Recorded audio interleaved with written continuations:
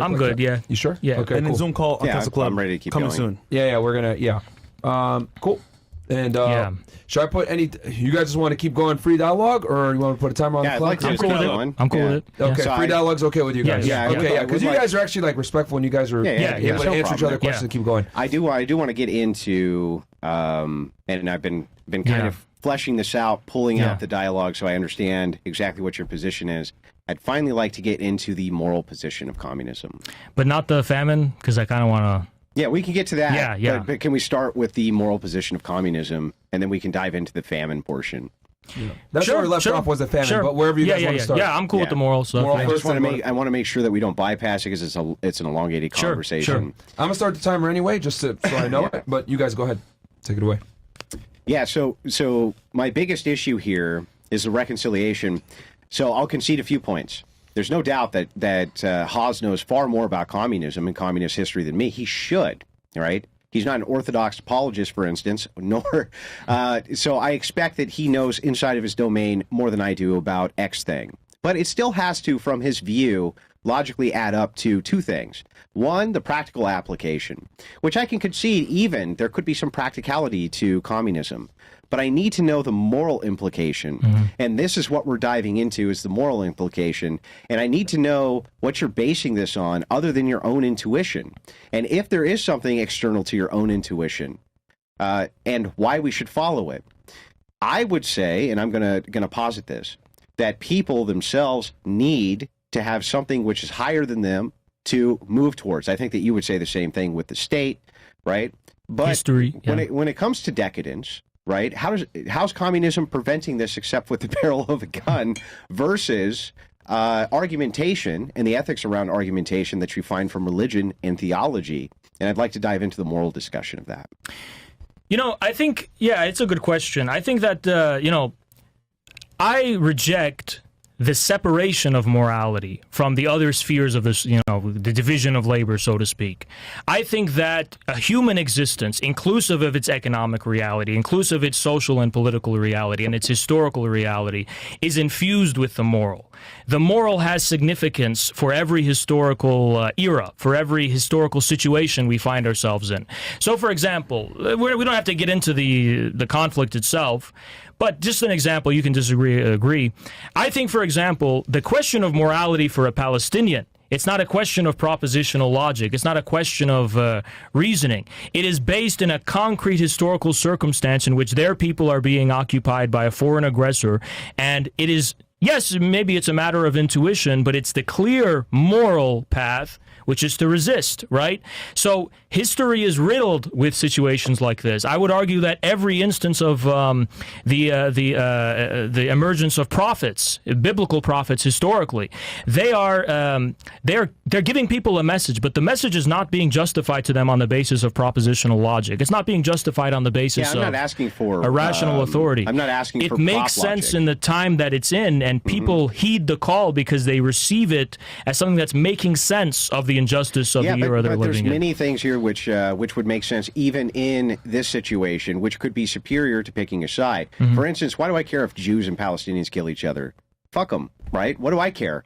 Yeah, but if you were a Palestinian, you would regard it as the moral thing to resist. Or no? if I was a Jew, I would regard it as the moral thing to exterminate the Palestinian, right? But what kind of morals would you have? I think as Stalin Well, to quote... but this is why I'm asking for kind of the epistemology here. And I'm not asking for anything too precise, right? Kind of the general idea. I don't actually understand what the moral proposition of communism is, and Hegel certainly is not offering one. Okay. So what is it? What is the morality of communism? Look, I'm not dodging the question. This is a direct response. Yeah. Putin said that the moral code for communist builders was a document the Communist Party of the Soviet Union released precisely to answer this question. He says it's the same thing as the Bible. It's the same thing. It's this not is what the Putin same thing. Well, in my view, the morality of the communists is not a morality separated from the one that is actually ingratiated and is based in the historical existence of the people through the Bible, through the Quran, through the Confucianism in China, for example. The communism doesn't killing the Christians. They weren't elevating them. Communism, we can get into that, but communism doesn't propose creating a morality from scratch. we regard the real moral sensibilities of the people as they actually exist, as they've been inherited and passed down by generations. What are those moral, like, what is the moral thing we should be moving towards? We are no longer... that question is a descriptive question. It's not a propositional one. It's not what should it be. It's what is it. It's a question of analysis. So, for example, we can say the morality... It's also a question of the analysis Hang on. I'm sorry. I don't mean to cut in. I want to clarify, though. Yeah. Yeah, there's a descriptor, that's true, but we're looking at an is and an ought here all the same. Yeah. So you say, okay, we can adopt to the description of whatever the morality is. Mm-hmm. Clearly, you're not going to adopt the prescription of the morality of, like, putting someone on a pyramid, cutting out their heart, holding it up to the sun god. You would say, no, we're not doing that. But human beings did do that for a long period of history. Yeah, but that doesn't mean communism would endorse that. No, absolutely so not. it's moving towards some because moral communism something. is not something that is separating itself from the development of history. It's the culmination of history. We're not here to reject the Bible and reject the religious traditions of the people. Then what is your grounding to say you can't take them on top of pyramids and cut their hearts out? Why does there need to be a grounding for that? Why does there need to be a... And by grounding, by the way, you're talking about propositional logic. You're talking about something that is basically the self-consistency of a concept. Well, we do need to know I regard that, but I regard that as an impossible... why we're moving towards something. The foundation of morality does not lie in logic. The foundation of morality lies in existence. It lies in the real existence of people, struggling to make sense of that existence in relation not only to themselves, but toward others and toward the natural world. Haz, let's back up a little bit. Yeah. Yes, I will agree that there's something far more expressive about what morality is than propositional logic or logic of any kind can really ever express. The external that you're talking about. Yeah. But you should still be able to give me a general idea of what it is communism, the moral descriptions of communism are moving towards. So in Christianity, for instance, let me give you the example. Mm-hmm. Inside of your worldview, isn't it true that you believe that it's material conditions, right, which set what men will do, not some sort of ontology which is the man, which sets what they will do? Materialism is not about a single directional cause and effect. What man is doing is a material reality. It's not that the material reality is the cause of his actions. The context by which his actions are suspended in a way that reproduces his real existence is a material existence. So how do you win? So if this was a video game called Communism, the game, what's the win condition? What do you mean? Inside, so if you have a video game, let's say you have World of Warcraft, it's going to have its own economy, it's going to have its own player base, it's going to have its own everything, right? It's not reality, but it's like a demi-reflection of reality, right? So inside of the game, there's going to be a victory condition, right? The victory condition is, kill this bad guy, right? You beat the game. Okay. So what is communism's answer to beating the game? So the Christian answer is theosis. That's how you win. You beat the game, you become more like Christ, you enter into theosis. This is our objective. What does that actually... Hang on. This is what we're moving towards. This is what we want. Theosis. That's the victory condition. What's the victory condition inside of communism? What is it? What is the thing that we're moving towards so we know we beat the game? Broadly, I would say the overall development of the productive forces and the prosperity and well-being of mankind. And how do we know that that is the moral thing to move towards? Probably in terms of population growth and the growth of wealth. So, the growth of wealth? The growth of wealth and the growth of human beings. For the nation or for the individual? For the people, not just for the individual. Of course, not just for the individual. And how is it that you, Haz, describe what is a wealthy person? What is wealth to an individual? Is it money? Is that what you're talking about? Material conditions? I think it can be recorded objectively. I mean, you by wealth, I'm not just talking about luxury. I'm talking about the necessities of people to exist. So the growth of a population, for example, can clearly be an indication that there's an expansion of wealth. It can be, but the poorest people also populate the most now. And they could not survive relative to, They survive better and often than the rich who abort their kids and the middle class who abort their kids. But if it was not for at least a relative degree of the expansion of the overall productive forces and material wealth, they would not be able to survive. The poor seem to survive better than the rich do. Then why weren't the rich don't reproduce? Then why weren't there 8 billion people in 1800? Well, so you have, and by the way, we're about to go way less than 8 billion people now. Sure. And there's never been more wealth. But in 1800, we couldn't. Hang on. There's never been more wealth produced. I agree. On planet Earth. But so hang on. In 1800, we couldn't support that amount. Hang on. Let me ask the question. Yeah. You have just contradicted yourself. How could it possibly be that we have now produced more wealth on planet Earth than ever before, but we're moving into a birth rate crisis like we've never seen before? There's no possible way that we're going to be able to reproduce at 8 billion long term. That's fine. No projection. But in 1800, 8 billion people could not exist on Earth, because the material wealth and the productive forces and technology wasn't advanced to a sufficient degree to support them. There's also an issue of it takes X amount of generations to reproduce X amount of people. We don't know exactly when the starting point was. How long do you think human beings have been around?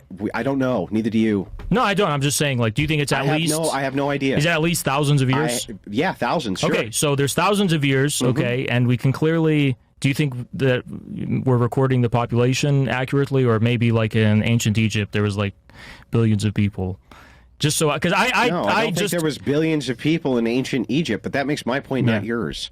I think that there's a clear case in which we can see the expansion of the growth of the population globally, corresponds, at least if it's not absolute, it's a rough general tendency that this is because of the expansion. Can be a correlate, but that doesn't, hang on, I'm not going to let you evade this. You didn't really answer the question of how you reconcile this contradiction of saying, well, wait a second, it really takes a lot of wealth for this expansion to happen, and then you say we're creating more wealth than we ever have before, but this expansion of population is not happening. In fact, it's going the other way. Well, okay, I think there's two different arguments. I'm not necessarily saying that growing wealth will inevitably, under all circumstances, expand the population. I'm just saying because materialism is not the goal. Hold on, that's not... I'm saying it's a necessary prerequisite for it to be possible, though. I'm saying that... if you don't have... so. I think that the people being born itself... People need to eat. They need to eat. But necessarily additional labor is going to create additional food. That's what the population bomb was all about. The population bomb had the same ideology that you do. Oh, hey, there's too many fucking people, too many mouths to feed. I'm not saying that. I'm not saying that. I don't know. Listen. I'm actually saying we should have more people on Earth, okay? Yeah. My point, though, is that in order to have more people, you need to be able to support them through developing the productive forces. Yeah, but just having more people is going to necessarily do that. It necessarily adds to labor. Even if that's... Well, even if we... I don't know if that's exactly true. I think How could it not be true? Because increasing the because it's not just labor, because there's finite resources, but when you increase the methods of production with the same amount of resources, you can actually yield more. That's going to require labor. Yeah, but labor alone is not enough, I think. I think it's clear that... What else could... I mean, the resources are everywhere. Here's the problem, right? We have a steady rate of population growth for thousands and thousands of years, right? Thousands and thousands of years, right? So if it's... in some areas, yeah. Okay, and then in the last 200 years, it's like, wow, it's like all the way going up. In the last 200 years, it's gone the opposite. So from the year 1800 to right now, I can pull up a graph right now and show you. It's literally done this. The birth rates have dropped and dove out like nothing you can even imagine. The population has decreased significantly in the last 200 years? It's going to. So you're going to see the zenith of this. But I'm not talking about what it's going to. I'm talking about what has happened as a consequence of the Industrial Revolution. The birth rates in the West have sunk like this, even though they're producing the most material wealth. Because we utilize immigration coming in to bolster our numbers doesn't mean shit. We're bringing in to the tune of 1 million immigrants per year. Let's say I concede the point that in the foreseeable future the population numbers we have now are not going to be sustainable. What does that have to do with the fact that the only real... I mean, how do you explain why in such a rapid period of time the population has grown as significantly as it has? Because it had land to expand. Because of land to expand. So, for instance... Let's take the United States, for instance. But population density has nothing to do with it, because most of the land on Earth is not dense, populated densely. So you can expand into it. So technology assists. There's never been a deficiency of land. Technology assists with that, yes, but you have to have people. People are the ones who drive technology. There was not a shortage of land 3,000 years ago. There was a shortage of people. Every single human being can fit in Texas with a homestead. There's not a shortage of land on Earth. There was a shortage of people. Why was that?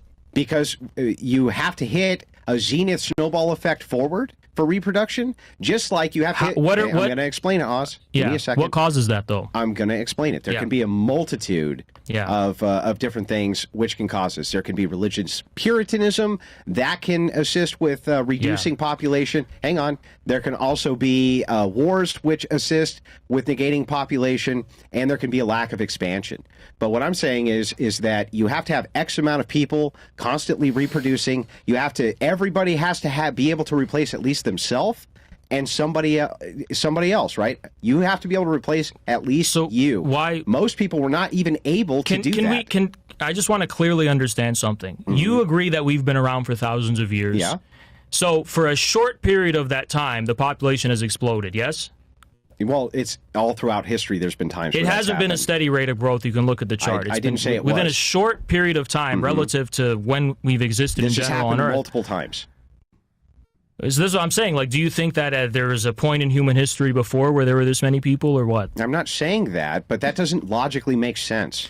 I think that it's clear that's that not logic. That doesn't logically make sense. The main cause of population growth, okay, as far as the modern period, has been the development of the productive forces and industrialization. I think that's pretty obvious.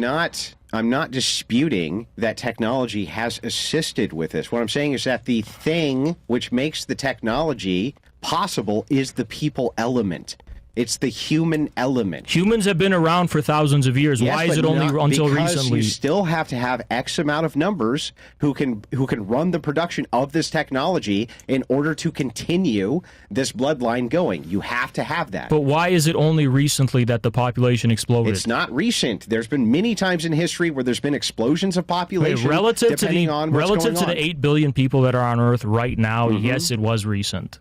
No, okay, but you know what else? If in 4,000 BC, when you're eliminating half of your population, like you're doing in China, where you go, oh, we have too many people, we're just going to start drowning them, right? When did they do that? You can curtail the one-child policy in China. Yeah, how did they eliminate half of their population though? They're slated by 2050 to have eliminated half of the population via birth rate. I've seen different statistics on that, so I'm not going to really get into it. But I think we need to get into it. By 2050, 2060. Yeah.